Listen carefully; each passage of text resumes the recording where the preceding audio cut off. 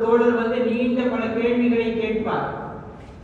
அதிலே ஒரு கேள்வி என்ன தெரியுமா? இறைவன் என் மீது பொருளாதாரத்தை கொட்ட வேண்டுமானால் நான் என்ன செய்ய வேண்டும்?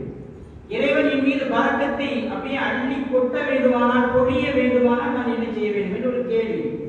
அதற்கு நபிகள் நாயகம் ஸல்லல்லாஹு அலைஹி வஸல்லம் இப்படி சொல்வார்கள், தும் அல தஹாரா யுவஸ்ஸவு அலைக ரிஸ்கு என்றார்கள் ஸல்லல்லாஹு அலைஹி வஸல்லம்.